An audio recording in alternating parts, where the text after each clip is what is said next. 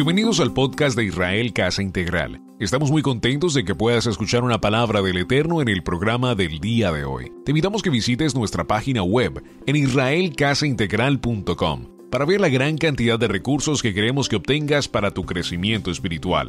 Vayamos ahora al parashá del día de hoy. Vamos a estar en nuestro parashá de semana. El parashá tiene por título la palabra Toldot. La palabra Toldot, pues como ya lo vimos en los programas de esta semana, si ustedes siguieron los programas, tiene algunas definiciones. Entre ellas, la palabra tiene que ver con la historia de estos hijos en el aspecto de genealogía, descendencia, pero también tiene que ver con el concepto de lo que son los partos. Saben que estuve estudiando un poquito un tema que no lo voy a profundizar hoy, pero solo se los voy a mencionar para que ustedes lo consideren en su estudio personal. ¿Cuál es la diferencia entre ser gemelos y ser mellizos? Creo que en el transcurso de semana en el programa hablamos un poquito sobre el tema. Pero básicamente el principio fundamental es que los gemelos son idénticos, los gemelos. Los mellizos tienen diferencia, pero además en las diferencias de los mellizos también está en que pueden ser dos hermanos, hombre y mujer. Entonces son mellizos. ¿Y esto por qué? ¿Perdón? Los gemelos son idénticos, dos hombres, dos mujeres. No creo que haya dos gemelos, hombre y mujer. Son o dos hombres o dos mujeres, y mellizos sí, un hombre o una mujer. ¿De acuerdo? O incluso creo que sí podrían ser mellizos dos hombres o dos mujeres. No sé. ¿Pero por qué? No voy a entrar al tema médico porque no soy conocedor del tema. Pero sí es interesante que cuando se fecunda un óvulo, un solo óvulo, entonces hay gemelos. Y cuando se fecundan dos óvulos, entonces hay mellizos. ¿Ven? Eso es básicamente.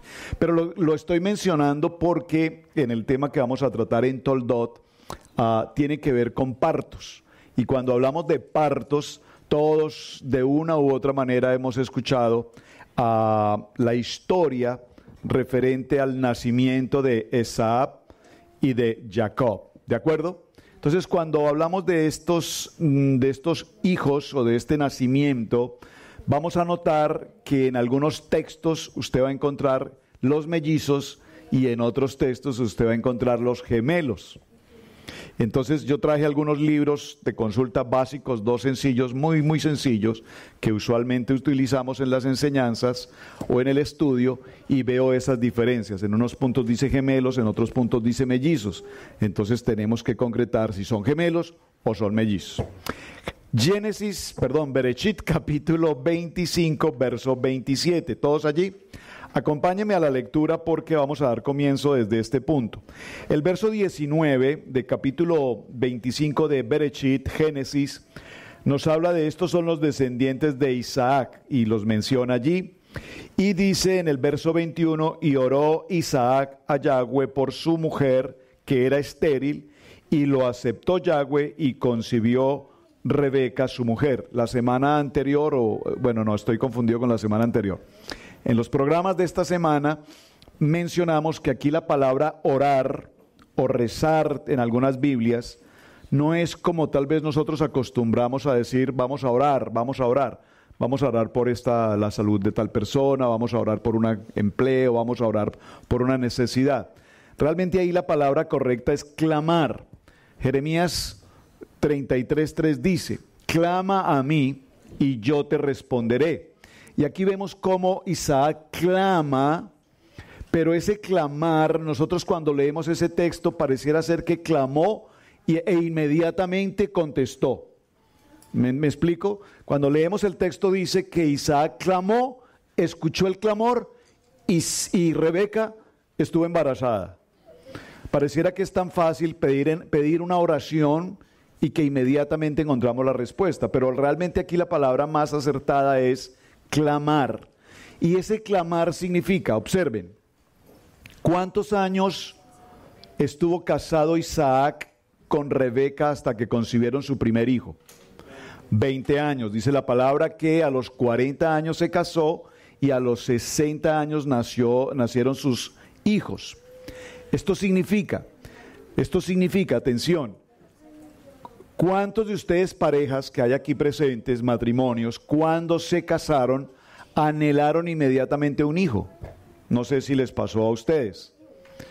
Hay casos en los que los padres dicen, no, en este momento no podemos tener hijos, vamos a pensar primero en la casa, primero en el carro, primero busquemos esto, primero pensemos en lo otro. Por ahora vamos a hacer una cosa, adoptemos un perrito y cuidemos el perrito.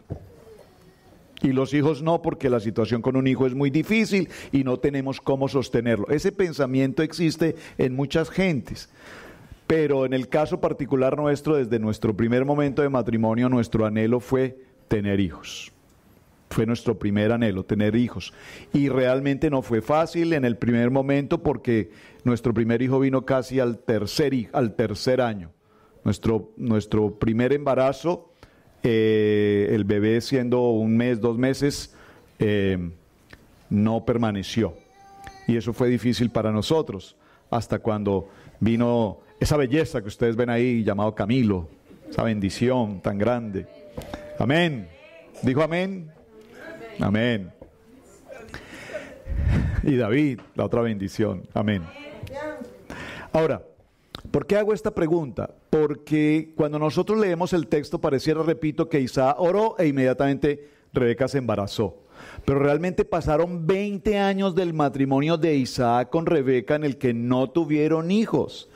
Es decir, esos 20 años significaron años de clamor, significaron años de estar en comunión con Dios y pedirle eterno, bendice a mi esposa, bendice a mi esposa, bendice a mi esposa. Y viene un momento en que el Padre Eterno escucha ese clamor y definitivamente bendice el vientre de Rebeca. Digo Sara porque recordemos que con Sara pasó algo similar. Ella era una mujer estéril, Rebeca pasa siendo una mujer estéril y luego nos encontramos con Raquel, una mujer estéril. Y es muy interesante que en estos vientres de las matriarcas haya esa esterilidad. Y esto tiene que ver con un tema que algún día el Padre Eterno nos permitirá compartirlo con ustedes, para que yo siempre lo repito y ustedes me dirán, ¿cuándo, pastor? Porque eso es como dijo la pastora esta mañana, viene pronto, pero es que ese viene pronto yo lo estoy escuchando hace 100 años. Entonces yo no sé ese pronto qué tan pronto sea. Atención, cuando nace un hijo de un vientre estéril, evidentemente estamos frente a un mover sobrenatural de Dios. Amén. Es sobrenatural. Los médicos dijeron no, la ciencia dijo no, pero sin embargo el Eterno dijo sí. Entonces a esos niños sobrenaturales en el contexto del Medio Oriente o de la palabra se les conoce como hijos de Dios. Todos somos hijos de Dios. Pero a estos hijos nacidos de manera sobrenatural se les da ese nombre como hijos de Dios. Amén. Entonces vemos a un Isaac, un hijo de Dios, hijo de promesa.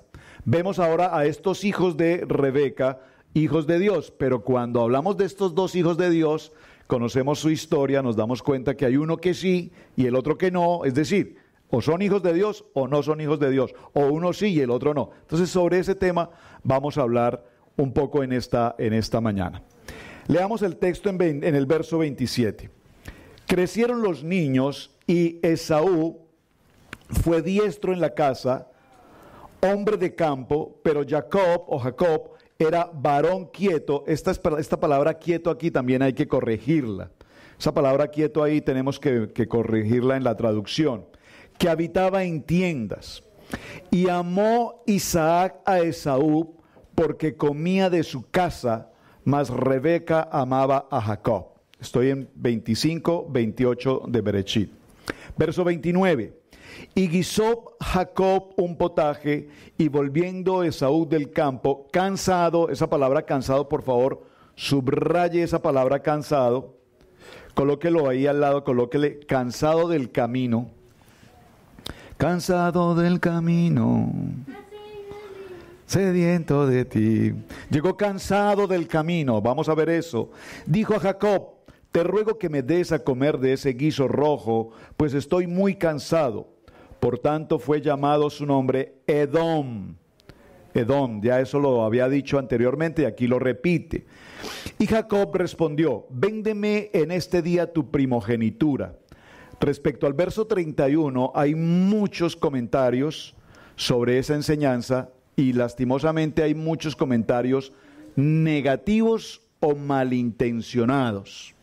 Entonces se concluye para muchos predicadores que Jacob es un engañador, que Jacob es un oportunista, que Jacob aprovechó el hambre de su hermano para quitarle la primogenitura por un plato de lentejas. Toda esa historia que en algún momento enseñamos de una manera no muy correcta, tenemos que hacerle una auditoría, dice la pastora Pili, una auditoría para que tengamos mejor claridad sobre el punto. ¿Hasta ahí vamos bien?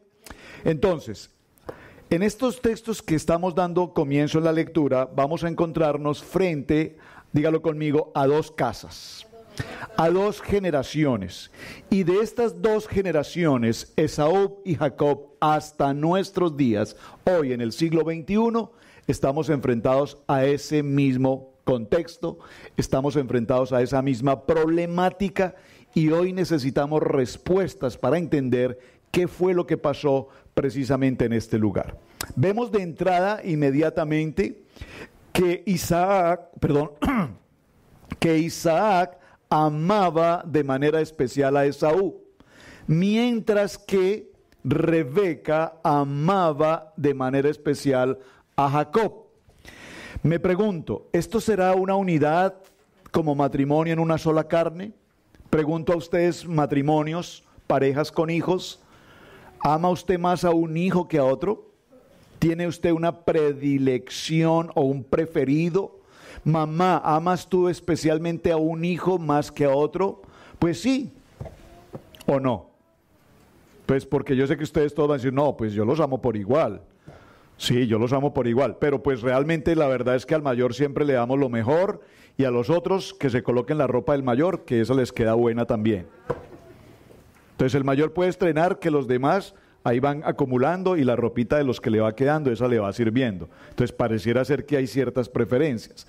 Lo que sí solo quiero mencionar, según el texto que estamos leyendo, es que evidentemente aquí había una diferencia de amor entre el padre hacia un hijo y la madre hacia el otro hijo. Ahora dígalo conmigo, de esta diferencia de amor viene todo el caos que tenemos hasta nuestros días. De esta diferencia de amor. Por eso quiero insistirles, ¿a quién amas tú más en casa? ¿Al hijo mayor o al hijo menor o al hijo intermedio?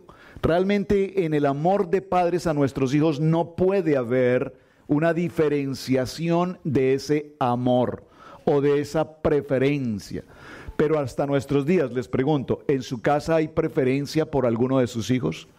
¿Cómo es que a uno de los hijos se le permite hacer todo lo que quiere y no decimos nada? Pero hay otro que medio mueve la silla un poquito y le caemos encima, ¿verdad? Ahora, les pregunto, les estoy preguntando como padres, ¿cómo manejas el amor hacia tus hijos? ¿Tienes preferencia por uno o por el otro? Ahora, les pregunto como hijos, ¿fueron ustedes hijos consentidos? ¿Fueron ustedes hijos mimados? ¿Fueron ustedes el amor de sus padres?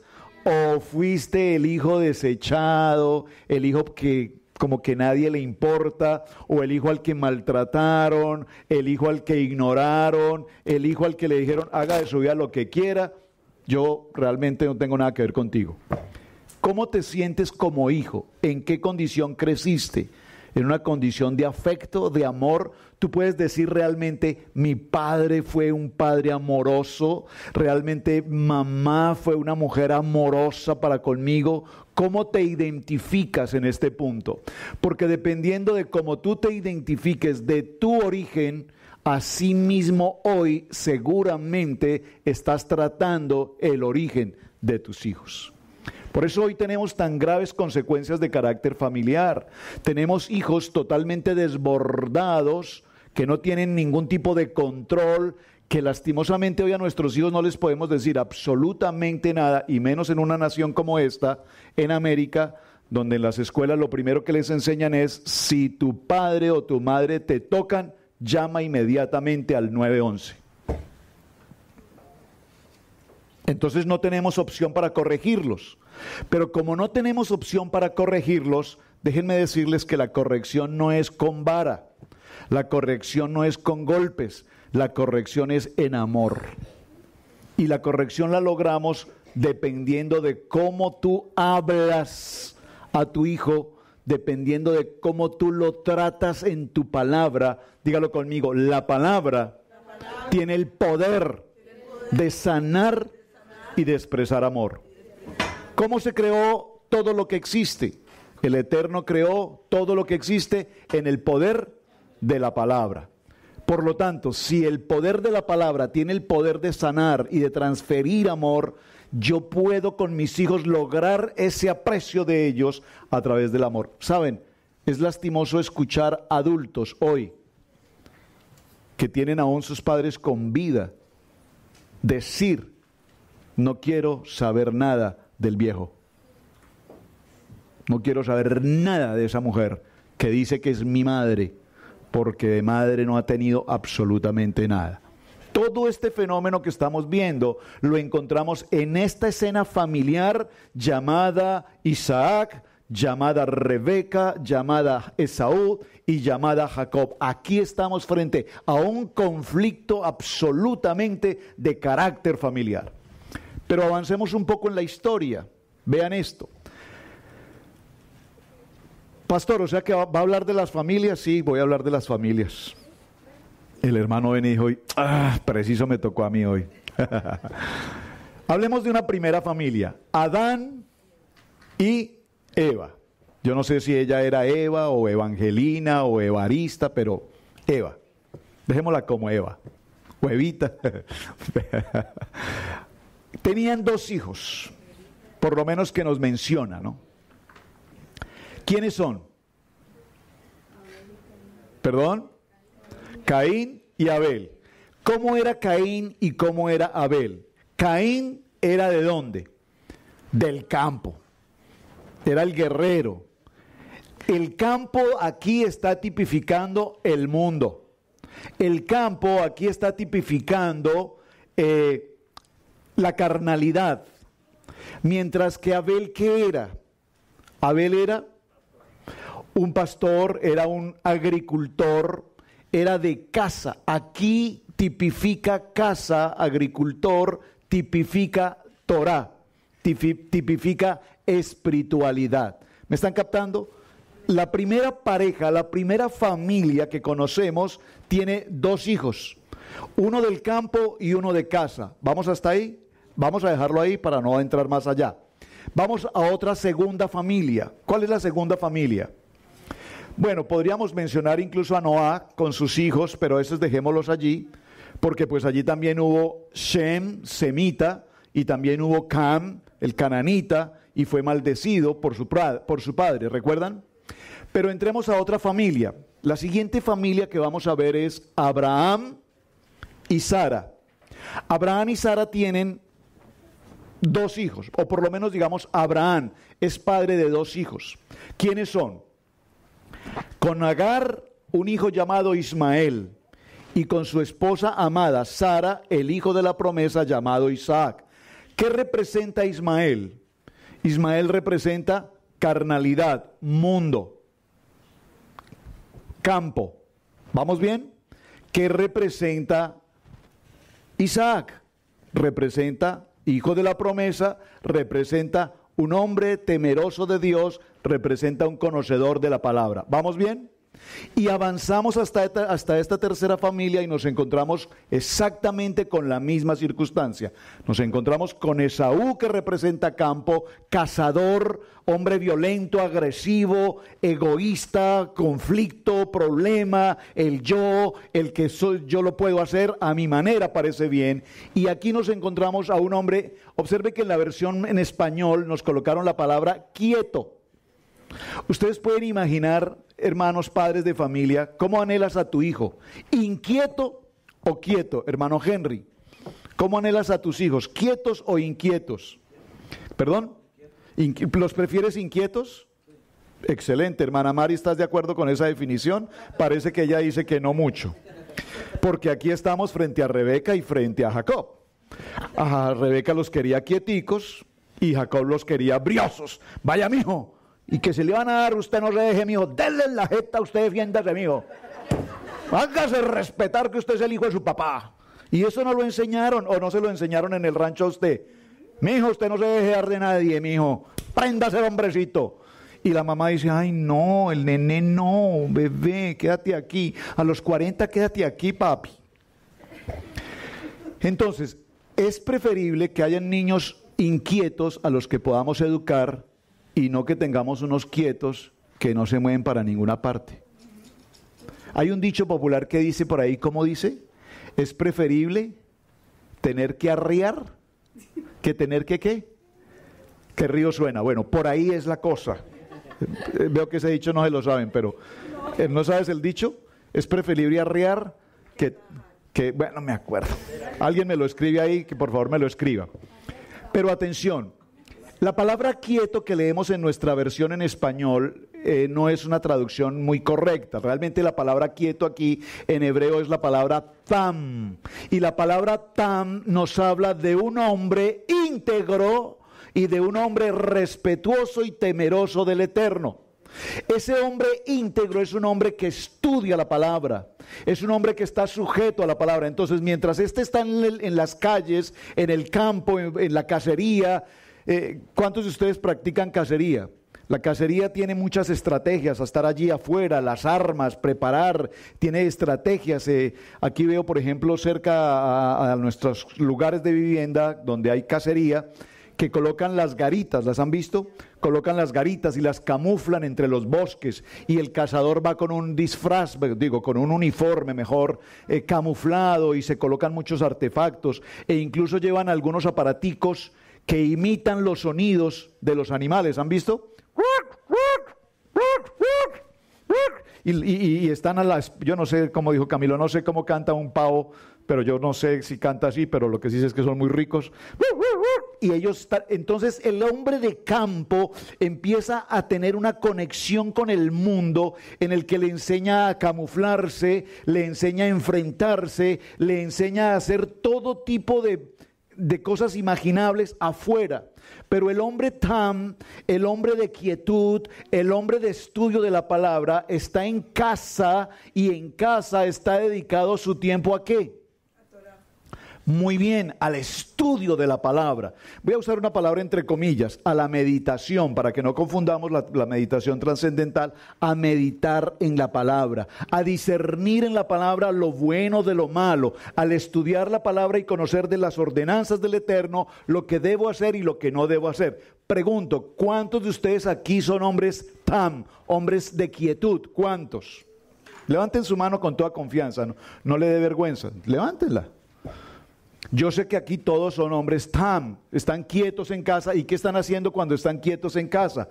Muy bien, allá lo dice el hermano, están viendo la película, la serie de tal cosa, y pasan 2 horas y 3 horas y 5 horas y 10 horas discerniendo quién es el malo de la película. Es decir, estamos perdiendo el tiempo. ¿Cuántos de ustedes están dedicando un verdadero tiempo, un legítimo tiempo, un auténtico tiempo de estudio y meditación de la palabra? Por favor.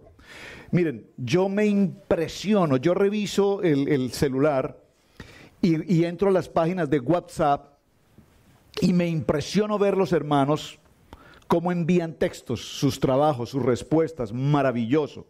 Si ustedes envían 100 mensajes, la pastora les está enviando 400 mensajes. Pero ustedes están estudiando, están haciendo un esfuerzo extraordinario. Nosotros nos ocupamos de grabar los videos, de grabar las enseñanzas, las estamos enviando, las estamos enviando, las estamos enviando, las estamos enviando. Lastimosamente, como dijo una palabra por allí, otra palabra dice, el profeta no es profeta, ¿dónde? En su tierra. ¿Cómo les parece? Dígalo, pastor, dígalo, pastor. ¿Cómo es posible que grabamos los programas y recibimos respuestas de muchas gentes, de muchas partes, y de las únicas gentes que no recibimos unas respuestas son de los amados que tengo aquí justo frente a mí, o sea, de ustedes. Y aunque a usted le cause risa, debería no causarle risa, sino decir, qué vergüenza. Uy, como que están hablando de mí. Ahora, nosotros ayer hablábamos con la pastora, ¿por qué será que los hermanos en la congregación no contestan una tarea? Y entonces llegamos a una conclusión. La pastora en su sabiduría llegó a una conclusión. Dijo, como estamos tan cerca y nos conocemos tan cerca, por eso ellos dicen, no, pues ¿para qué hacemos la tarea? En cambio, quienes están fuera en otros países envían el material, envían respuestas, envían textos, escriben, redactan, dibujan, hacen. Es impresionante. Hermanos, voy a orar para que el Señor los lleve bien lejos.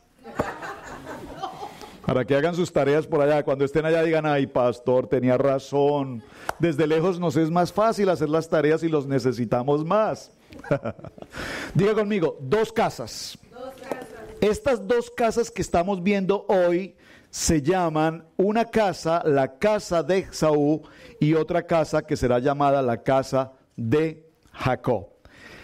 En el tema que estamos tratando esta semana hay algo que a mí me inquieta poderosamente.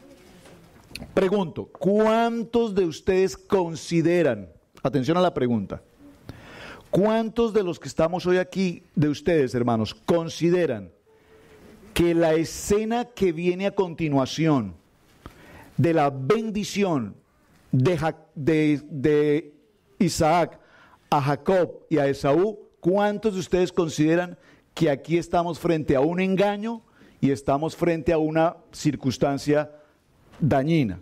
¿Cuántos de ustedes consideran ese aspecto? Levánteme su mano y si quiere darme la opinión, por favor, démela, que me interesa conocer esto.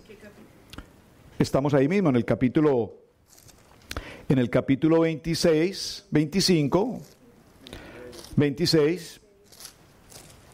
Vamos a ir avanzando un poquito en el tema. Vamos en el verso 27. ¿Estamos ahí? Observen. Comieron un plato de lentejas. ¿Por qué razón Esaú habla con su hermano y le pide que le entregue un plato de lentejas? ¿Por qué razón Jacob había preparado el plato de lentejas? ¿Por qué?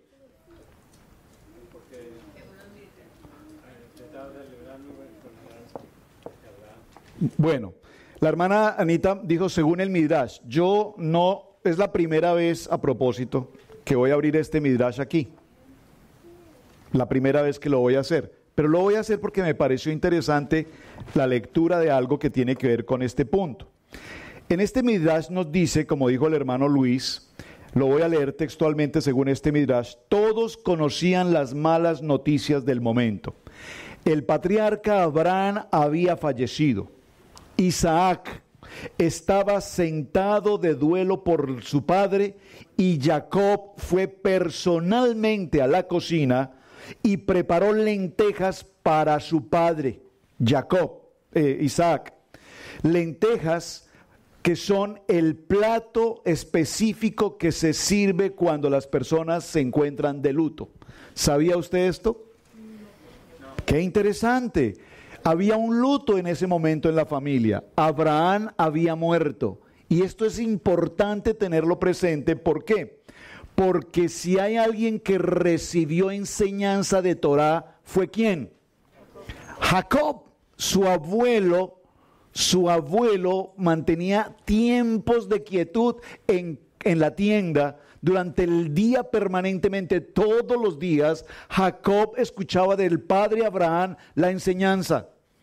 Jacob estaba lleno de la Torá, mientras que Esaú estaba afuera, en el campo, en la cacería y en todos los conflictos. Mira, cuando yo les he dicho, cuando lean el Midrash, si lo hacen, tengan mucha precaución en la lectura del Midrash. ¿En qué sentido? El Midrash es muy interesante porque las enseñanzas son muy atractivas, son muy interesantes, porque como que nos complementan la idea de lo que pudo pasar. Pero leyendo un poco más atrás sobre la historia de Esaú, me encontré, por ejemplo, que Esaú era un hombre que no solamente es el cazador de venados o de animales salvajes, sino que también era un hombre que asaltaba y atacaba a seres humanos. Entonces usted va a decir, pastor, pero eso la Biblia no lo dice. No tengo un versículo bíblico que me demuestre que él asaltaba gentes y les quitaba la vida. No lo tengo. Por eso cuando leemos el Midrash nos ayuda a entender ciertas cosas, como qué significa que sea un hombre de campo. Cuando nos habla de que es un cazador, pues ¿qué hay de malo que sea cazador? Aquí alrededor nuestro conocemos muchas gentes que son cazadores y lo tienen como una actividad deportiva y les parece excelente. Yo en lo personal no tengo ese gusto ni ese don tampoco. A mí me lastima profundamente pensar que maten un venado. Me lastima profundamente mi corazón saber que matan un pavo. Cuando me lo como no me lastima mucho, pero no tengo el corazón de ir a matarlo. O sea, yo sé que el hermano Miguel toma una res, la cuelga de un árbol, toma el cuchillo, despelleja, desocupa, saca todo y luego reparte carnes, y cuando le recibo la carne, pues lo bendigo, gracias por la carne, pero yo no tengo las agallas para hacer ese trabajo. Amén. Ahora, entonces, ¿qué hay de malo que Esaú sea un hombre cazador? Pues hasta ahí no hay nada malo. Pero en torno a la vida que él vive afuera, alrededor de ese tema, hay mucha contaminación de conflictos, enredos, problemas. ¿Puedo decirlo con una palabra muy castellana? Hay mucha tranza. ¿Queda bien la palabra? ¿Es comprensible esa palabra? Hay mucha tranza, hay mucha cosa oscura a su alrededor. Eso diferencia la casa de Esaú de lo que va a ser la casa de Jacob hasta nuestros días.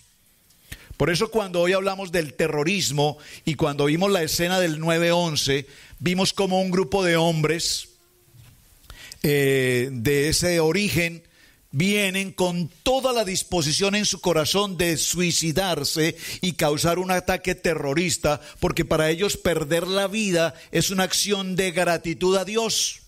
¿De acuerdo? Nosotros difícilmente haríamos una tarea como entregar nuestra vida por otro.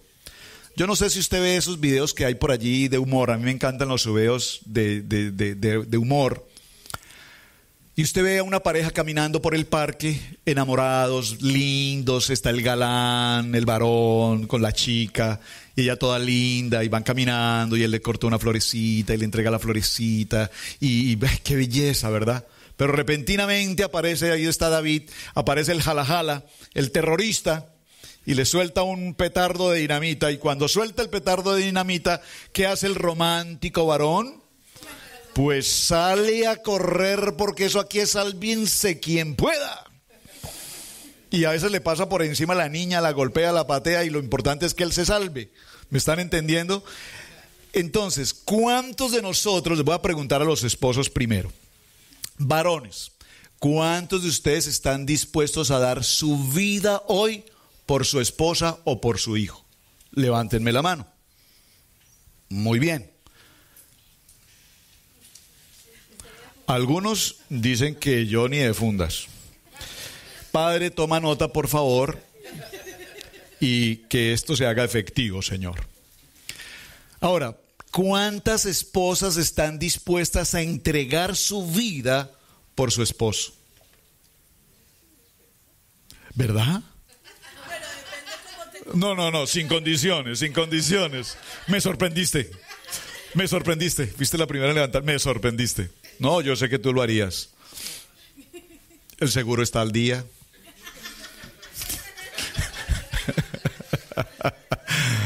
Muy bien. Miren, hermanos. Ay, amigo, dice por allá Camil. Ay, amigo. Miren.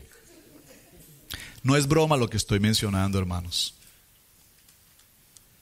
Una situación de clínica de salud en la que se requiere un pulmón, se requiere un riñón. Y cuando llegamos a esa situación, buscamos en internet donantes en cualquier parte del mundo para reemplazar una parte del cuerpo de mi esposo o de mi esposa, cuando resulta que el donante primero tienes que ser tú. Pero ¿cuál es el problema de donar un pulmón? Tienes 2. ¿Cuál es el problema de donar un riñón? Hay 2. Pero ¿qué tal si lo que tienes que donar es un corazón? Solamente hay 1. ¿Estás dispuesto a entregar el corazón tuyo para que tu esposo o tu esposa viva? Entonces ahí sí podríamos decir, no sabes cuánto te amo. Porque es que cuánto te amo es tan fácil decirlo. Carita feliz, ¡y! Es tan fácil enviarlo. Pero frente a una clínica y decir, toma mi corazón, yo entrego mi vida por ti, ahí necesitamos saber quién es quién. Les dejo esa tarea para que mediten un poquito. Padre, si esa palabra me tocara hoy a mí, ¿estaría yo dispuesto realmente a cumplir con esa misión de entregar mi vida por un hijo o por mi esposo o mi esposa? Porque parece, repito, que lo mencionamos jocosamente, pero en el momento de la decisión es muy difícil llegar allí. Entonces, estar de luto. Se comen lentejas las personas que están de duelo. Ese día Esaú pecó al tomar a una joven, ya que estaba comprometida. Bueno, esta parte no la voy a mencionar. De esta forma, Esaú negó el Olam Abba y el Tehit Hameit, que es la resurrección. Él dijo, esto lo dice un midrash, repito, es la primera vez que presento un midrash acá, nunca acostumbro a hacerlo, pero lo quiero hacer hoy porque quiero que tengamos un concepto un poco más allá, que permitamos que nuestra versión camine un poquito más allá. Dice que cuando Jacob preparó esas lentejas para que su padre, que estaba en duelo por la muerte de Abraham, y la familia que iba a venir al acontecimiento, recibieran, ese era el plato típico. ¿Cuál es el plato típico hoy en los funerales? ¿En México qué hacen? ¿Tamales? ¿Oh, tamales? ¿Qué más? Café y pan. Depende del estado. En nuestro país, en Colombia, lo que hacen es el consomé. ¿Te acuerdas? El consomé. Preparan les dan, hacen fiesta, les dan el consomé. Y hay alguien que está ahí en el ataúd llorando. ¡Ay! ¿Pero por qué lloras tanto? ¿Era un familiar tuyo? No, se acabó el consomé. Entonces, aquí estamos hablando frente a un plato de lentejas. Porque tanto mencionamos el plato de lentejas y no nos entendemos. Pero ¿cómo es que una primogenitura se puede entregar por un plato de lentejas? Hay que entender que estaba sucediendo un evento muy importante y era la muerte de Abraham.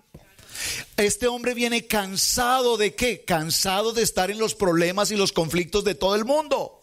Cansado de estar enredado en cuentos y en historias. Cansado de todo lo que él vive en el mundo. Viene cansado de estar en esa vida agitada.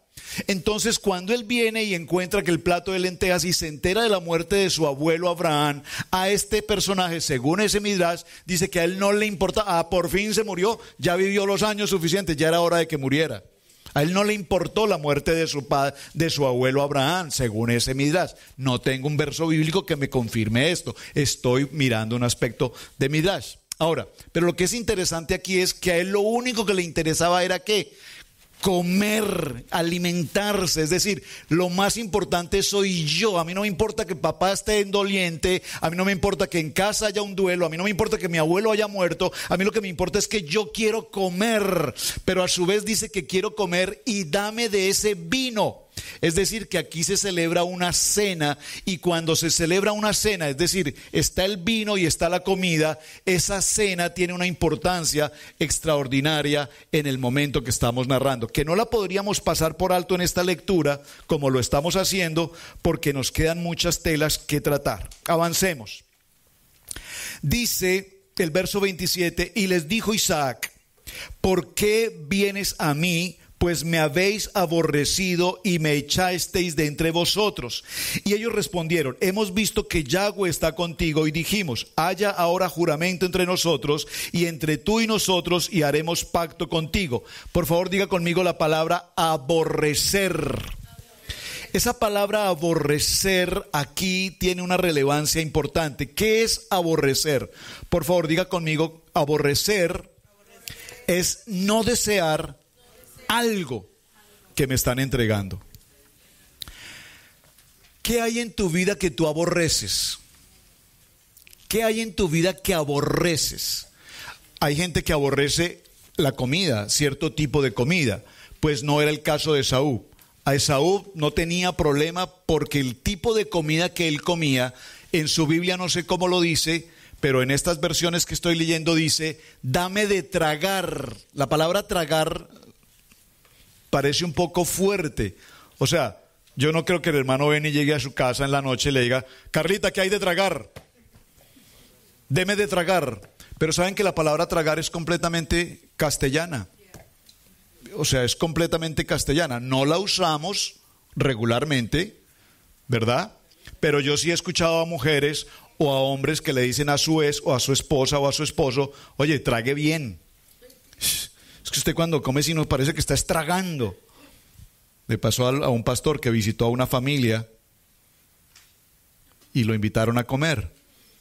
Y uno de los niños se quedó mirándolo y lo miraba y el pastor se sintió incómodo hasta que le preguntó, niño, ¿qué es lo que tanto me miras? Me dice, pastor, es que mi papá y mi mamá dicen que usted traga muy mal y yo quiero verlo cómo es que usted traga. Ay, niños, los niños siempre dicen la verdad. ¿Cómo le parece? Los niños saben. Entonces cuando lleguen la visita, niños no vayan a decir nada. Si el pastor pregunta, no digan nada. Después hablamos. ¿Perdón? Muy bien. Los mellizos crecían. Esaú, ya lo vimos, era un cazador. Y entremos a este concepto del hebraísmo de esta palabra. En el entendimiento hebraico, los términos campo, que ya lo mencioné, estamos hablando o hacen referencia a fuera de la Torá, apartado de la Torá. Mientras que la palabra tienda o casa o quietud, como lo menciona aquí, hace referencia al estudio de la Torá. Morar en tienda entonces es una referencia para estar, dígalo conmigo, en obediencia a la palabra, en obediencia a Yeshua y en obediencia a sus mandatos. Veamos entonces, permítame retomar un poquito al tema a que voy muy adelantado y me pasó algo interesante. Cuando Rebeca sabe que está embarazada, en embarazo, ella hay un conflicto en su vientre, ¿recuerdan? Y ella acude a la yeshiva y pide dirección a Dios, qué es lo que está pasando. Y en esta dirección de Dios, recuerden que el Eterno le habla, ¿a quién le habla? A Rebeca. Mujeres, digan amén. Porque es que nos han enseñado hoy en el siglo XXI que las mujeres no predican, que las mujeres nunca escuchan a Dios, y resulta que toda la enseñanza de la Biblia, Dios le habló a todas las mujeres, a algunas en particular. ¿De acuerdo? Aquí vemos que le habla a Rebeca y le dice, ciertamente en tu vientre hay ¿dos qué? Dos naciones, dos pueblos. Y atención, porque también en la traducción aquí tenemos un pequeño error y dice, el mayor servirá al menor, pero realmente en el original la palabra es el abundante servirá al pequeño. Es la traducción verdadera, correcta. El abundante servirá al pequeño. ¿El abundante quién es? El Eterno. La palabra es una palabra profética. ¿El abundante quién es? El Todopoderoso, el Shaddai, el Yo Soy. Él es el abundante que ayudará ¿a quién? Al Mesías que viene con nosotros. ¿Está conmigo? Eso es lo que representa tipológicamente esa palabra. Entonces, vemos que en el interior de Rebeca hay un conflicto, hay una lucha. Pregunto, ¿cuántos de ustedes tienen ese mismo conflicto hoy? ¿Cuál es la lucha? Esa lucha de esos dos pueblos es la lucha que nosotros vivimos diariamente entre la verdad y la razón y el entendimiento humano. La pastora nos estaba enseñando esta mañana en esa clase tan extraordinaria. Nosotros tenemos la verdad. Yo soy la verdad, yo soy el camino, yo soy la vida. Él no dijo yo soy una verdad, yo soy la verdad. Y cuando yo tengo la verdad, entonces yo tengo la certeza de que esa verdad me hace libre. Y cuando yo tengo la verdad, cuando la Torá está en mí. Y cuando hablo de la Torá, dijo la pastora esta mañana, no me estoy refiriendo a los 5 libros, estoy refiriendo a los 5 libros más todo el compendio bíblico desde Bereshit hasta Apocalipsis. Entonces, cuando yo tengo esa verdad, yo tengo vida. Aquí hay un conflicto que se levanta en el vientre de esta mujer, y en el vientre de esta mujer nosotros estamos entre si hago Shabbat o no hago Shabbat, si estoy en el evangelio de la prosperidad o estoy en la Torá, si estoy en el domingo o estoy en el sábado, si lo que estoy haciendo es correcto o es incorrecto, si lo que estoy haciendo le parece bien a la gente o si lo que estoy haciendo le parece bien al Eterno. ¿Para quién tú vives? Yo vivo para servir a mi Padre. ¿Y de quién dependo? De mi Padre dependo. Por lo tanto, dice el Eterno, ustedes, el que me ve a mí, ha visto al Padre. Por lo tanto, dígalo conmigo, hoy todavía tengo conflicto. Conflicto interior. Esto lo he hablado tantas veces y perdónenme que los canse y se los tenga que repetir. Hasta que Shabbat no se convierta en la prioridad de tu vida, entonces no estarás en obediencia con Él.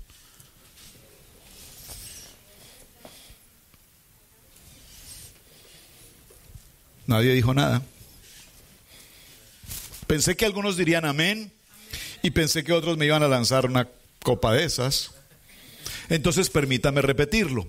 Hasta que Shabbat no se convierta en la prioridad de tu vida, no estarás en obediencia con Él. 2 o 3. Voy a repetirlo. Hasta que Shabbat no se convierta en la prioridad de tu vida, entonces no estarás en la completa bendición del Padre.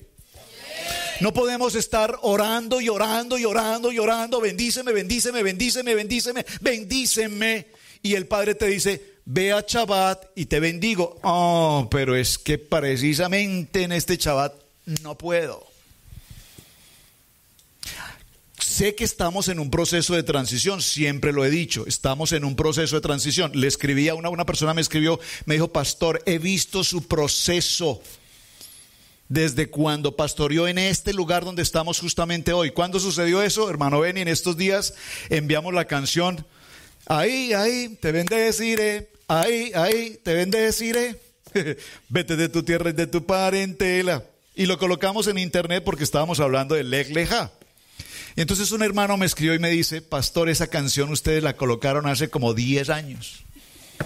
Yo me acuerdo cuando la colocaron porque yo desde ese tiempo lo he seguido y he visto el proceso de transformación de su congregación desde aquí hasta donde están hoy y los admiro por el proceso que están llevando. Pero me colocó una nota abajo y me dijo, pero no te quedes en el proceso de transición, avanza. Y esto se los tengo que transferir a ustedes. No nos podemos quedar en el concepto de transición toda la vida. Estamos transicionando, sí, pero transicionar no es que para transicionar tenemos que llegar a que Shabbat sea mi prioridad. Y cuando Shabbat sea mi prioridad, yo veré a partir de ese momento las bendiciones del Eterno sobre mi vida. ¿Por qué? Porque Shabbat es obediencia. Y cuando no estoy en obediencia, ¿en qué estoy? Y cuando estoy en desobediencia, ¿en qué estoy? Bueno, ustedes lo dijeron muy fuerte. No, yo no dije que fuera mentira. En ningún momento dije esa palabra. Lo dijeron muy fuerte. Lo que quiero decir es que tenemos 2 aspectos de vida. Una vida espiritual y nosotros somos muy espirituales. Pero nosotros somos muy espirituales cuando nos conviene. Entonces buscamos una conveniencia espiritual maravillosa. Nosotros queremos impactar a la gente que está a nuestro alrededor, siendo impactados por el poder de la Torah, y les enseñamos, y Boker Tov, y Baruch Hashem, y Shalom, y la gente dice, oye, ¿y tú qué onda? No, es que nosotros estamos por los caminos de la fe. en las raíces hebreas y damos un discurso y la gente queda impresionada. Pero de dientes para afuera expresamos lo que no tenemos de dientes para adentro. Porque la gente no está viendo en nuestra vida el cambio transicional de lo que significa pasar de un Esaú a un Jacob. ¿Me están captando esto? Entonces la gente, ¿cómo nos ve? La gente nos ve a veces como a un Jacob, pero la mayoría de veces como a un Esaú. Mírenme al frente. Dígame, pastor, ¿cómo me ve?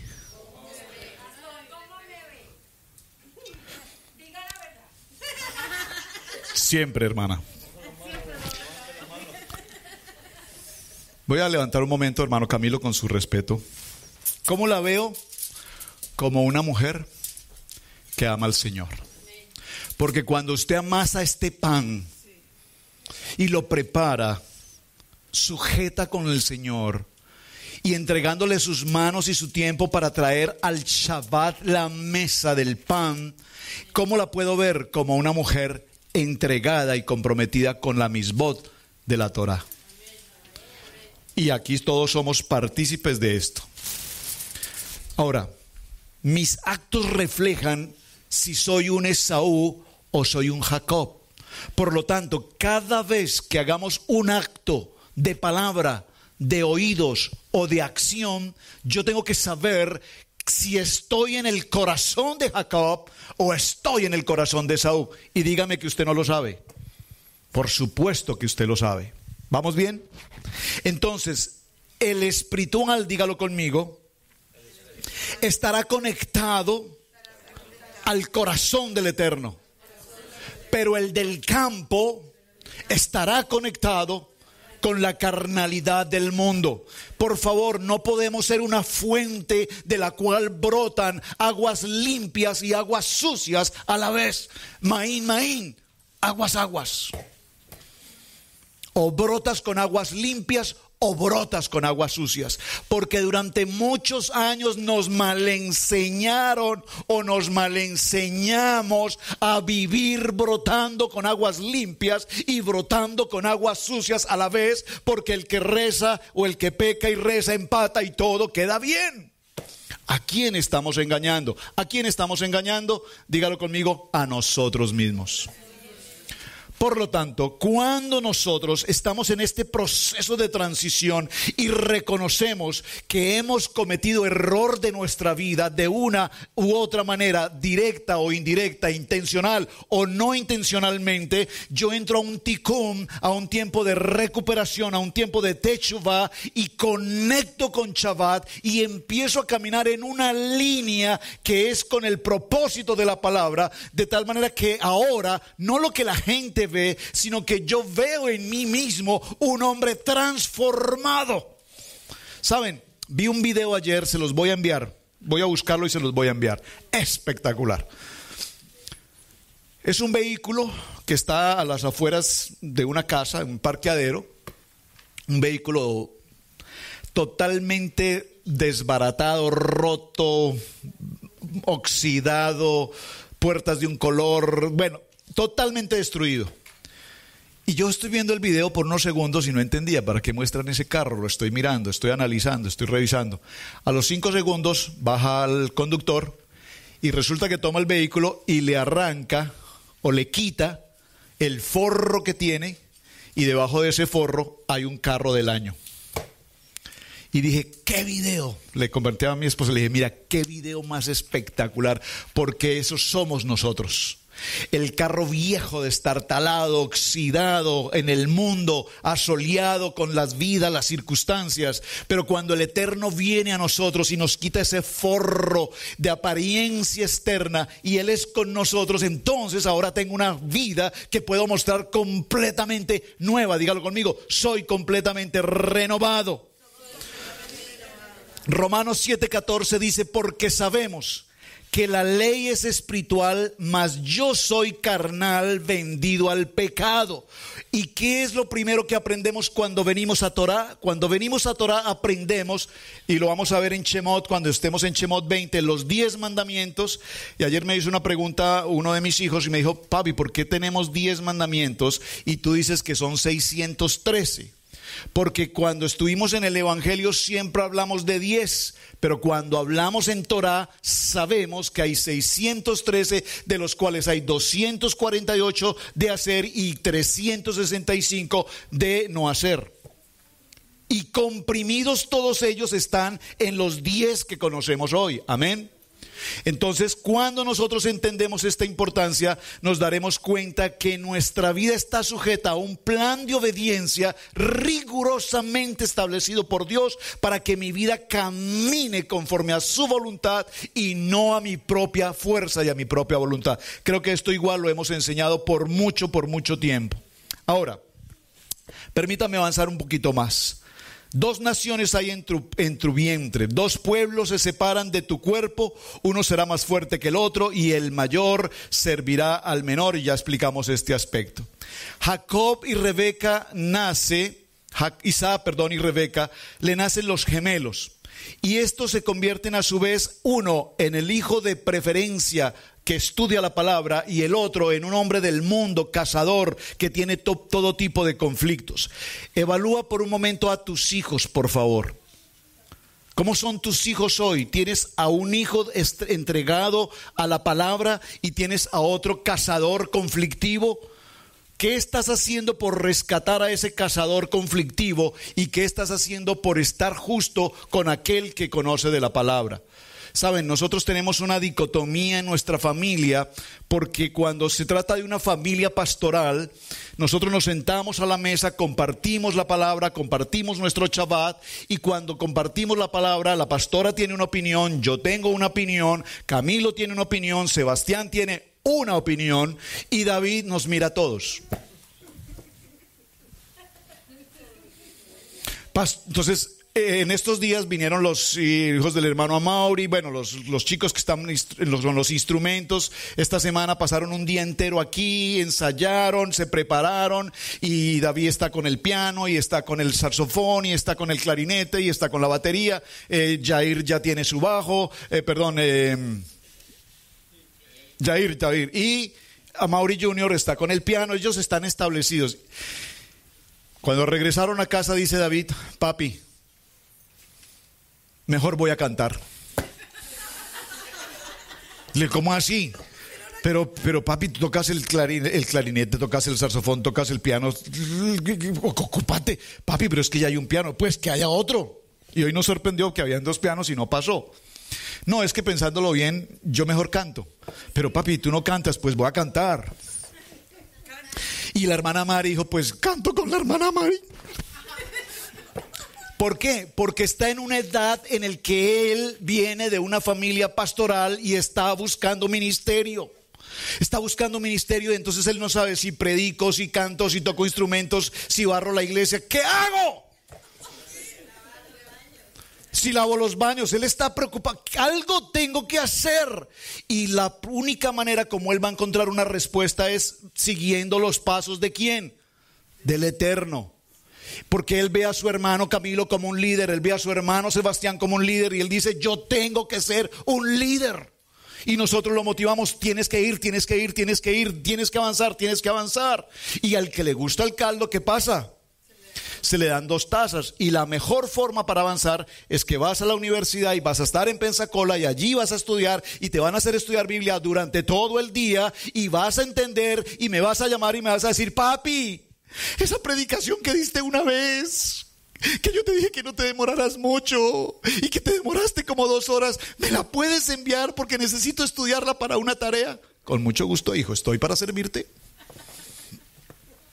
Tenemos que establecer a nuestros hijos en el fundamento. Isaac sabía con certeza que Jacob tenía conflictos y problemas, pero también sabía de paso que su hijo Jacob era un hijo estudioso y temeroso del Eterno. Había sido formado y establecido por su abuelo en la Torá. Tú sabes hoy tus hijos en qué camino van. Tú sabes hoy tus hijos en qué camino están. Tú sabes hoy tus hijos a qué camino van a ir. Recuerden esto, se los he dicho mil y una vez, lo tengo que repetir hoy. ¿Quién cuidará tu vejez mañana? ¿Cuidará tu vejez mañana un Esaú que es un hombre de campo, conflictivo y sin Dios? ¿O cuidará tu vejez mañana un Jacob que es temeroso del Eterno, que ama a su padre, que honra a padre y madre? Eso dependerá, esa respuesta dependerá de a quién tú formes hoy en tu hogar. Porque mientras le des riendas sueltas a tus hijos y se vayan al campo, en el campo se volverán diestros cazadores, llenos de problemas y conflictos. Pero cuando llegue la vejez, murió Abraham y a Isaac le ocupó estar atento del duelo de su padre, mientras que a Esaú no le importó la muerte de su padre Abraham o de su abuelo Abraham, sino que dijo: yo lo que quiero es comer. Puntualmente dice: lo que quiero es tragar y beber. Y ese mismo día, dice el texto, dice la Midrash, que ese mismo día se fue con una mujer cananita, porque lo único que le interesaba era el mundo, el mundo, el mundo. ¿Quién cuidará tu vejez mañana? ¿Un hijo de tienda o un hijo de campo? Tienes que tomar esa decisión hoy, papá, respecto de tus hijos. Amén. Avancemos. El guiso de Jacob, este potaje, volviendo a Esaú del campo cansado, dijo a Jacob: bueno, ya esta parte la mencioné, tengo que avanzar un poco más en el texto. A ver, permítame a dónde quiero llegar para ir dando un cierre a este tema que desafortunadamente no lo vamos a poder concluir en su totalidad. Solo permítame hacer entonces una pequeña paráfrasis de cierre, porque no voy a poder desarrollar todos los textos. En el tiempo de Abraham, Isaac, Jacob, ¿qué es la primogenitura? Atención, el derecho del primer hijo es el contexto del siglo XXI. La primogenitura es el contexto del primer hijo. Esa es una versión del siglo XXI. Porque en el tiempo de Abraham, Isaac y Jacob, el primogénito no necesariamente es el que nace primero. Interesante, pero discutible. Entonces, el primogénito es aquel cuyo papá elige como primogénito, no necesariamente el primero. ¿Perdón? No excepción. Es la regla del momento. Miren, hay reglas de la cultura hebrea que tenemos que entender. Uno, hay personas que predican y juzgan a Abraham diciendo que Abraham adulteró al acostarse con Agar. Si lo vemos desde el concepto del siglo XXI, es correcto. Es correcto. A la luz del código civil o del código nuestro es correcto. Hay una situación de adulterio. Una condición de adulterio concebido, es decir, la esposa o permitido. Gracias, señora abogada, por esa palabra. Es una palabra técnica, correcto. Permitido, fue con la concepción, con el consentimiento, es la palabra. Consensuado, gracias. La esposa lo permitió. Es más, ella le eligió a quién. Le dijo: Abraham, quiero que vayas y adulteres con Agar. Y él dijo: ¿cómo me pides eso? ¿Cuándo? Él es muy obediente. Pero en el contexto de la ley hebraica para ese tiempo, observen que no dije en el contexto de la ley judía, porque aquí no hay judíos aún. Abraham es el primer hebreo, ¿de acuerdo?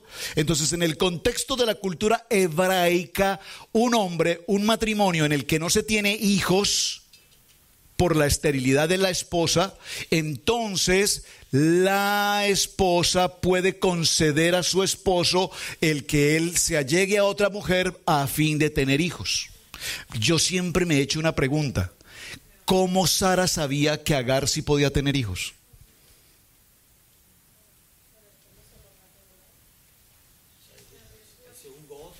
Dilo más fuerte. Se la jugó. Dijo, le voy a dar a esta, que es una princesa egipcia, a ver si con esta tiene hijos. Pero si con esta tampoco, porque qué tal que sea estéril, pues me tocará buscarle otra, u otras. ¿Me están entendiendo? Se arriesgó y le funcionó. ¿Qué crees saber, hermana Pili?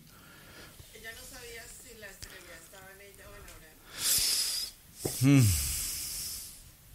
¿Y entonces? Uno de los libros dice que ella probó quién era el que era estéril. Qué interesante, ¿no? Es una muy buena pregunta. La iba a hacer a propósito. ¿Será que el estéril podía ser él? No teníamos los métodos médicos de hoy de probar estas cosas. Bueno, como sea, se arriesgó. Pero vean lo interesante para entrar a los temas. Siempre que leemos, lo que estamos procurando es que escudriñemos un poco más allá. ¿De acuerdo? Ahora, cuando se da esa situación es por consenso de su esposa y por la voluntad racional de ella como mujer según la cultura. Hasta cuando viene la promesa de Abraham y Sara en el encinar de Manré y viene la promesa de un hijo. Esa promesa de un hijo, Sara la entendió como que ella necesitaba buscar otra persona para su esposo. Porque cuando nosotros hablamos de fe y de emuná, normalmente nuestra fe y nuestra emuná lógica y entendible, razonable, la hacemos razonable hasta que el Eterno nos busca o nos da algo diferente. Me explico, no sé si me entendieron eso. Concluyámoslo. Normalmente nosotros entendemos emuná como el pensamiento mío lógico razonable.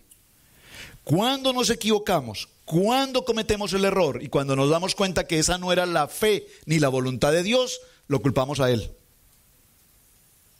Adán, ¿dónde estás, Adán? ¿Acaso Dios no sabía dónde estaba Adán? Por supuesto que sí.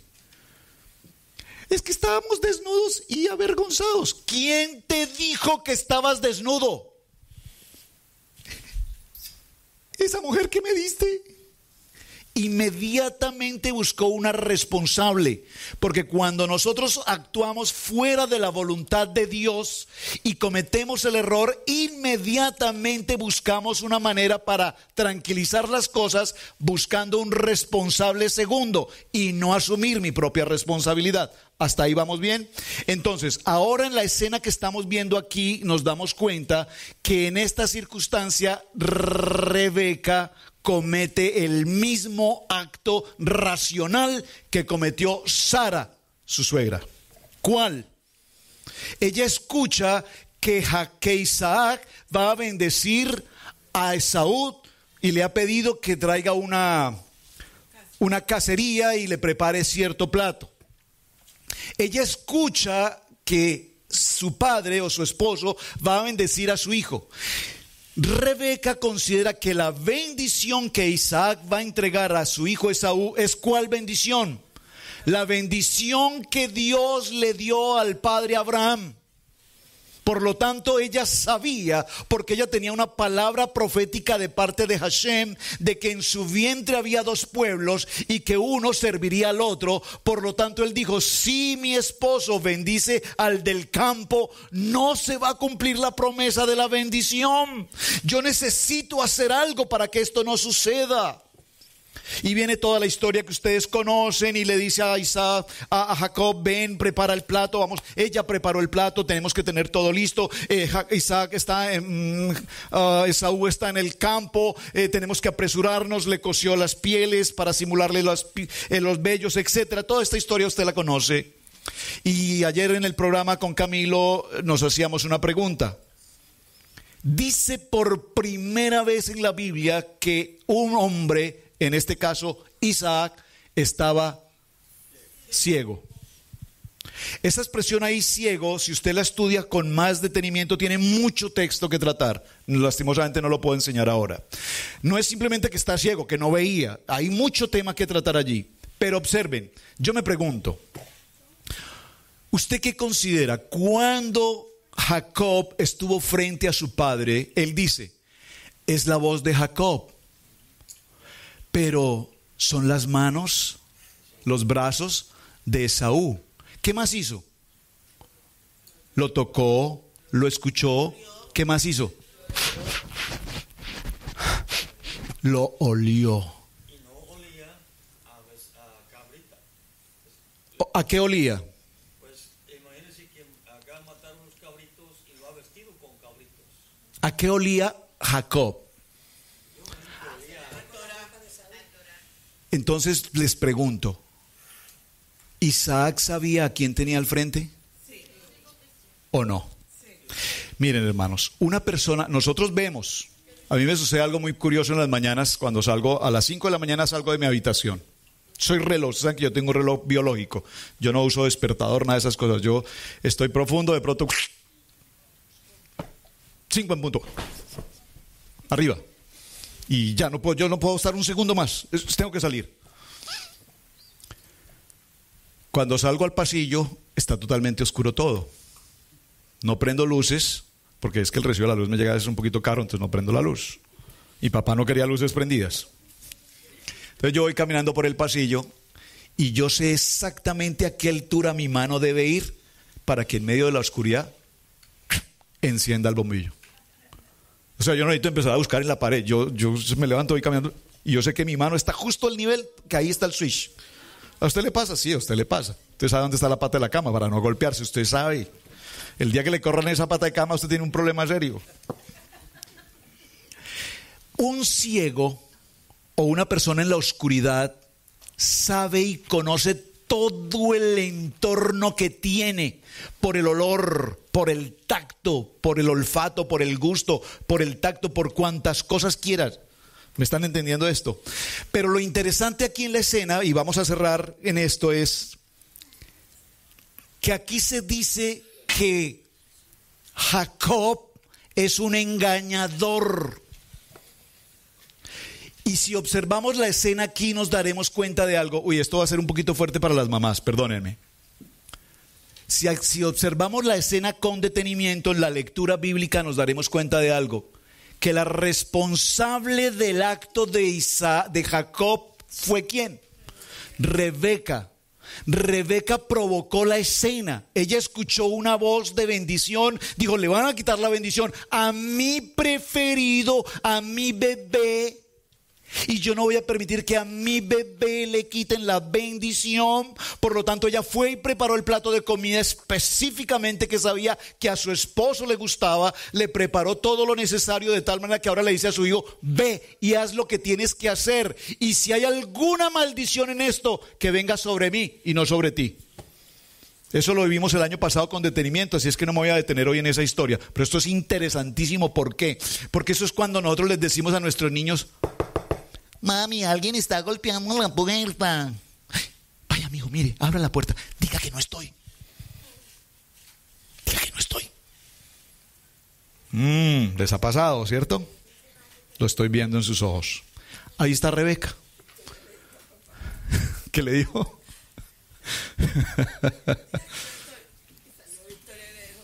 Papi dice que le diga a usted que no está. Y el niño sale. ¿Y qué hace el niño? El niño hace lo que la mamá le dice que haga. ¿Qué hace? Mi mami no está. Y su papá no está porque está con mi papá, con mi mamá. Entonces, aquí hay una responsabilidad y es Rebeca. Pero pregunto entonces, ¿Rebeca fue la engañadora? ¿Qué es lo que escuchamos en la predicación? Entonces Rebeca engañó. Rebeca usó su propia fe, su propia voluntad lógica y razonable para que la bendición que debía venir sobre su hijo, especialmente amado Jacob, no se perdiera. Por lo tanto, ella utilizó su forma para buscar que esto pasara. Miren, hermanos, yo no sé si ustedes lo han hecho en su escuela con sus hijos, pero cuando una mamá procura proteger a un hijo, mire, le hacen la tarea, lo que tenga que hacer, pero usted necesita que su hijo salga bien en la escuela. Usted hace lo que sea por su hijo. Entonces considero, ¿estás haciendo algo mal? estás haciendo algo mal, aunque quieras hacer algo por tu hijo, estás protegiendo a tu hijo. No estoy hablando en el sentido doloso, delictivo, no. Se le quedó la tarea, es decir, el chico se fue para la escuela y dejó un cuaderno que tenía que llevar a la escuela porque ahí había una tarea. Y resulta que usted en su afán, ay, se le quedó la tarea al niño, y usted se va a la escuela a llevar la tarea, el cuaderno para la tarea. Y cuando llama al niño a la oficina, le traen el niño y le dice: mi amor, se te quedó el cuaderno. Mami, vaya, se lleve ese cuaderno porque la tarea no la hice. Ay, yo no sabía, mijo, ay, perdón, mijo, yo quería era ayudarlo. Estoy tratando de hacer una escena. Lo que estoy tratando es de entender la situación de Rebeca aquí. La situación de Rebeca aquí fue proteger la bendición de una palabra profética que ella ya sabía que se debía cumplir, pero ella pensó que esa bendición se iba a perder. Si continuamos leyendo el texto, encontraremos la respuesta. ¿Y la respuesta cuál es? Ya Isaac había bendecido a Jacob. Independiente de lo que hizo y lo que no hizo, lo bendijo. Pero cuando leemos la bendición que le dio, nos daremos que fue una bendición como cuando tú le dices a tu hijo: hijo, deseo que seas bendecido, que te vaya bien, que todas tus cosas salgan bien en tu trabajo, en tu escuela, en tu universidad. Es una bendición normal. Posteriormente nos daremos cuenta, cuando se descubre toda esta escena, ¿qué hace Isaac? Ahora bendice con la bendición de Hashem a su hijo, y fue la misma bendición que el Eterno le dio a Abraham. Ahora Isaac le entrega esa bendición a Jacob y le dice: y ahora vete y ve a la casa de Labán. De acuerdo, conclusión de esta historia, entre todos estos saltones tan rápidos de la enseñanza. La bendición que era para Jacob la iba a recibir sí o sí, independiente de todo lo que mamá hubiese querido hacer. ¿De acuerdo? Isaac sabía con absoluta certeza quien recibiría la bendición del Eterno para la promesa del pueblo iba a ser Jacob. Su mamá hizo muchas cosas. Las mamás hacen muchas cosas que a veces no se necesitan.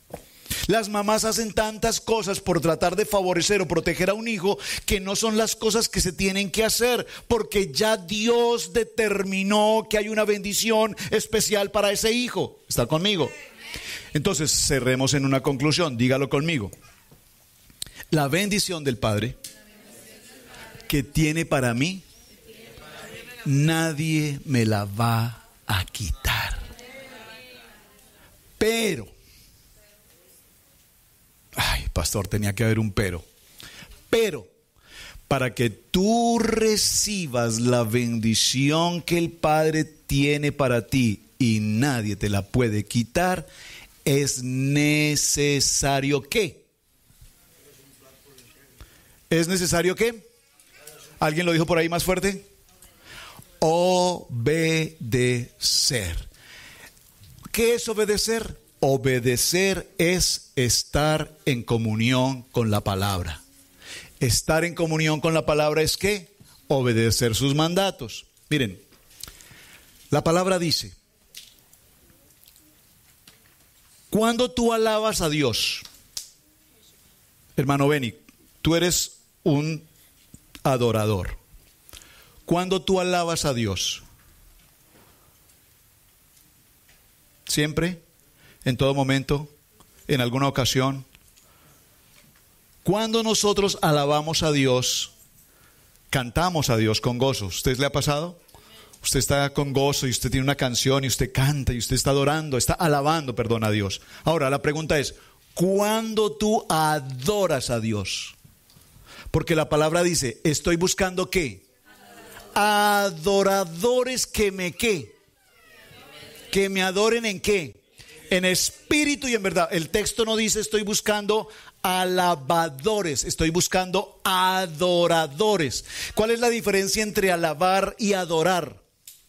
Que alabar es soltar cánticos de alegría y de gozo o de gratitud, pero adorar es obedecer a Dios. ¿Cómo tú lo adoras? Obedeciéndolo. Cuando tú te presentas a la folí, ¿qué estás haciendo? ¿Alabándolo o adorando, alabándolo o adorándolo.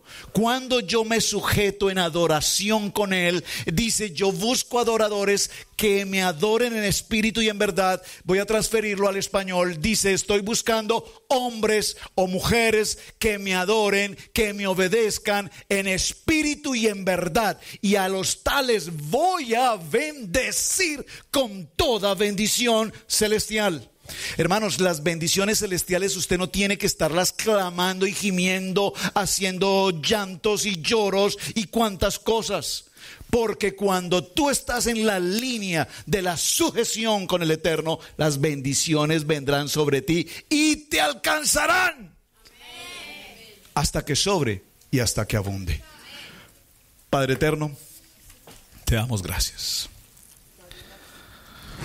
Dios, tenemos tanta enseñanza en este parashá y nos quedamos tan cortos en lo que podemos aprender. Pero yo te pido, amado Padre, que en el corazón de mis hermanos, cada semana, cada comienzo de semana, después de este tiempo de Shabbat, podamos escudriñar y escudriñar y escudriñar más de tu palabra y alimentarnos cada día más y más y más. Aprendimos de estos dos hombres, Esaú y Jacob. Aprendimos que muchas veces hemos caminado en el monte como cazadores a la expectativa de qué comer, de qué vivir. Pero también aprendimos en la vida de Jacob a ser verdaderos adoradores, obedeciéndote en tu palabra.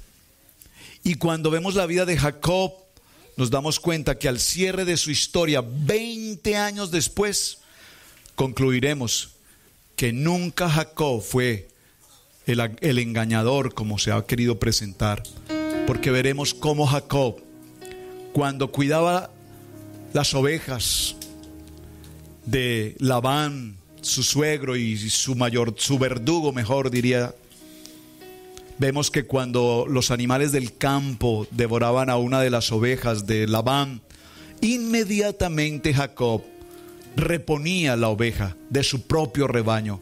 ¿Esto qué nos muestra? Que indudablemente Jacob era un hombre tamín, un hombre con un corazón, un hombre conocedor de la palabra, un hombre de integridad, un hombre de testimonio, un hombre que era luz. Cuando Jacob regresa después de 20 años a encontrarse con su hermano, quien había amenazado de matarle, actuó con discernimiento y sabiduría y dividió el campamento. Pero antes que eso le envió regalos y regalos y regalos. Y le envió una palabra y le dijo: el Padre Eterno me ha bendecido de manera sobreabundante. Y lo que le quiso decir en el mensaje fue: por cuanto yo soy obediente y adoro a Hashem, a Él le ha placido bendecirme grandemente en todo lo que tengo, en familia, en hijos, en animales, en riqueza, y de todo lo que el Eterno me ha dado, quiero darte también para ti. Jacob venía con toda la bendición, mientras que Esaú aún se encontraba armado, rodeado de cientos de hombres guerreros de campo. Había formado su propio ejército para combatir aquí y allá. Y su hermano venía con toda la bendición que el Eterno le había entregado. Padre Eterno, gracias por este precioso parashá de Toldot. Gracias por las enseñanzas, gracias por las mujeres como Rebeca, una patriarca que cuidó la promesa, cuidó la profecía, cuidó la bendición sobre su hijo. Una mujer que la palabra nos enseña que así como en Macpela quedó sepultada Sara y Abraham, asimismo en Macpela quedó sepultado Isaac y Rebeca. Y más adelante veremos, al cierre de la historia de Macpela, la historia de Jacob, y ni siquiera de Raquel, sino de Lea. Y allí formamos ese grupo de patriarcas que se establecieron en la cueva de Macpela hasta nuestros días para testimonio de ellos. Padre, te doy gracias por la reunión de Shabbat, gracias por cada uno de mis hermanos aquí presentes hoy, gracias por todos quienes nos han acompañado a través del internet, a todos y cada uno de nosotros, que este tiempo de Shabbat sea nuestro tiempo de adoración para ti, eterno Dios, en obediencia Amén, amén y amén. Esperamos que el podcast del día de hoy haya sido de gran bendición para tu vida. Te invitamos que visites nuestra página web y nos dejes tu testimonio en nuestra esquina de testimonios. Son millones de personas las que son bendecidas por el ministerio que el Eterno ha puesto en Cherryville, Carolina del Norte. Déjeme recordarle que es un gran privilegio servir al Eterno. Shalom.